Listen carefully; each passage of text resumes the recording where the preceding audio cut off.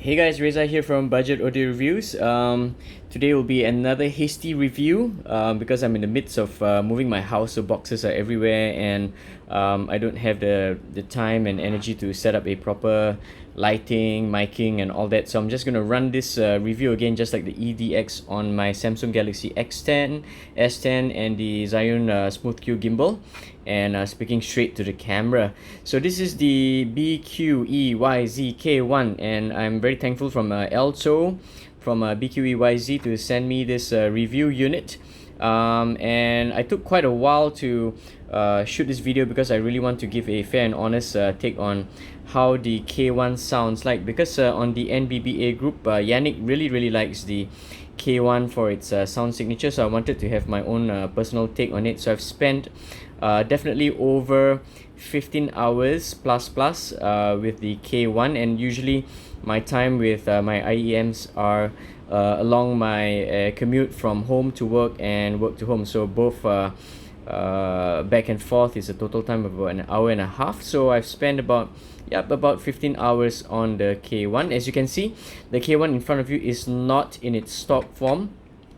First and foremost are the tips. Again, the K1 requires a little bit of tip rolling and tip upgrade. We'll talk about it in a while's time. This is the BGVP W01 tip, and right here, this is the nice HCK 8-core cable, right? So these guys are fantastic. Again, you don't have to change cables. I just like to change cables for aesthetics and the way I handle and feel these things when I wear them from home to work. I just like something that's a bit more robust when I walk around, because the stock cables are fairly thin. Alright, so let's jump straight into the K1. K1 in its stock form with its original ear tips, they have a very thick luscious sound, if you like to call it. So the stock form has very good bass. It gives a very solid bass.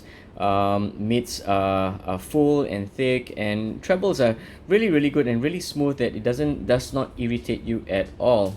But some of you may come to experience that the K1 may sound a bit thick, you know, and that may be overwhelming for you. Well, that's because of the stock ear tips. So try your best. These are really cheap. The BGVP W01 tips. All right, these are wide bore, and I realized that the K1 has a very wide nozzle. So you can see the nozzle really open up on the inside. So what this ear tip does, it cuts out some of that low end bass. It cuts out some of that boom at the low end, and what happens is this guy, you know, the K1 really opens up into a more neutral type of sound. There's the timbre and the sound signature of the K1, we could liken it to some vintage speakers actually. So they sound real good. They sound like you have speakers coming through your ears. The tonality, I would say, it's very natural. It has a very natural timbre, not warm. It has a very natural, good weighty tone to it. So what I like about the K1 is all instruments sounds very natural. So I listen a lot to Diana Krall live in Paris. Pianos sound like pianos, drums, snares, cymbals, everything sounds like the actual instrument, and vocals have that nice thick Lush vocals. So these are highly pleasurable and entertaining piece of IEM. So it's very enjoyable. So if you like to sit back, relax, it's a laid back kind of sound. It's not analytical in any way. It's just that the tips allow the sound to get wider and taller and just a little bit more crisp on the top end, which is what I like. So again, this is highly dependent on your personal taste. You could run stock. So if you like really thick, warm, neutral thick sound, I don't know how to say that, probably like vintage thick sound speakers, right? So you could run it without the BGVP tips. If you like the sound to open up a little bit more, slightly crisp, more accurate top end, I think this tips, it works their magic. Okay, other than that, I think for its price, it's really worth it to get the K1, and it's on regular rotation on my few IEMs that I have at home. So top of the list right now that I'm listening to very often is the Tri i4. Second on that list is actually this guy, the BQEYZ K1. Third on the list, surprisingly, it is the KZ EDX. Sometimes I swap back to the Kinera SIF, I like that one, and or the Sanford DT6. So in terms of musical enjoyment, I think the BQEYZ K1 is very, very enjoyable. I like how it delivers vocals, I like how it delivers bass, I like how it delivers trebles. These are extremely very, very entertaining pair of earphones, and you will enjoy listening to this. On a scale of 1 to 5 in terms of enjoyment, I would say this guys is a 4/5, 4.5/5. Just plug it in with these tips here and you're good to go. Enjoy your music for hours on end. Now let's talk a little bit about comfort. Okay, these guys are a little bit chunky, they're a bit chonk.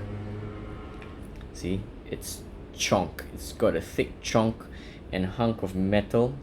Alright, you may experience some hotspots right here, this part here, that guy there, this corner here. So I did get some hotspots there. It feels kind of not sharp, but you can feel that edge there. So what I did was, once it's plugged in, I kind of tilted the IEM upwards a little bit more, and this part here shifted out and away from my ears.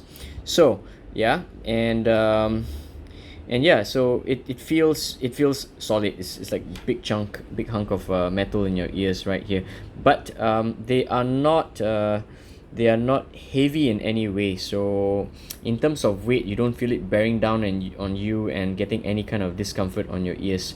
All right, so build quality solid. Stock cables, okay, they're pretty good. I mean, if you really like how it sounds, then yeah, it's worth it to invest in a few dollars on the Inu 8-core the 8-core copper cable. Yeah, it's really solid, very comfortable.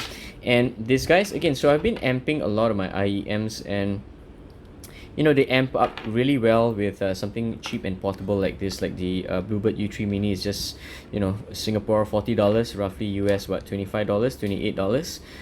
It scales very well with amping. It sounds very good on the Liquid Spark. So if you put this on a desktop setup, let's say the SMSL Sanskrit 10 MK2, together with the Liquid Spark, the monolith Liquid Spark, the sound opens up much more, and it's an amazing experience listening to the K1 on such a desktop setup.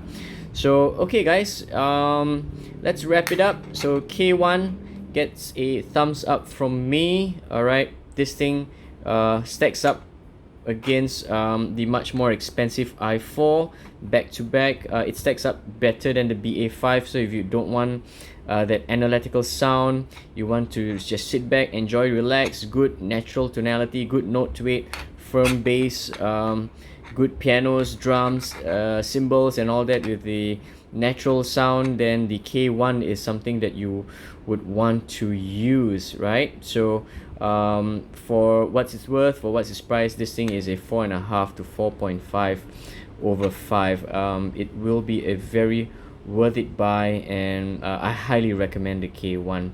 So thanks for watching guys, thanks for watching the hasty review on Budget Audio Reviews. Do hit that like, share and subscribe to the video if you like what you've seen. So thanks guys, stay safe, see you real soon.